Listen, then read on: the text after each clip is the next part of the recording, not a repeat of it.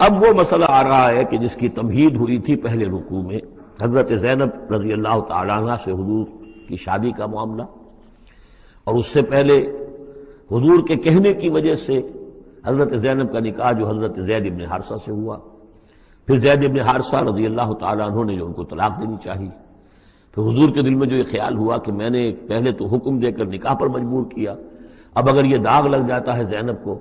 تو گویا کہ پھر تو ایک ہی شکل رہ جائے گی اس کی دل جوئی کی، تلافی کی، کہ میں خود نکاح کروں۔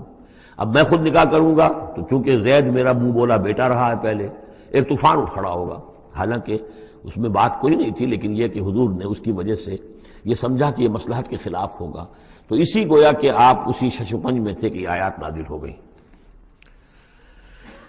پہلی آیت میں تذکرہ ہے اس کا کہ جو حضور کے کہنے کی بنا پر حضرت زینب اور ان کے بھائی آمادہ ہوئے نکاح پر، ورنہ وہ آمادہ نہیں تھے زید بن حارثہ سے نکاح پر۔ وما كان لمؤمن ولا مؤمنة اذا قضى الله ورسوله امرا ان يكون لهم الخيرة من امرهم، یہ کسی بھی مومن مرد اور کسی بھی مومن عورت کے لیے یہ روا نہیں ہے کہ جب اللہ اور اس کا رسول کسی شے کا فیصلہ کر دیں تو پھر بھی انہیں یہ خیال ہو کہ ہمارے پاس آپشن باقی ہے، ہمیں اختیار حاصل ہے۔ وَمَن يَعْصِ اللَّهَ وَرَسُولَهُ فَقَدْ ضَلَّ ضَلَالًا بَعِيدًا، جو اللہ اور اس کے رسول کی نافرمانی کریں گے انہوں نے تو گویا کہ بہت بڑی گمراہی جو ہے وہ حاصل کر لی۔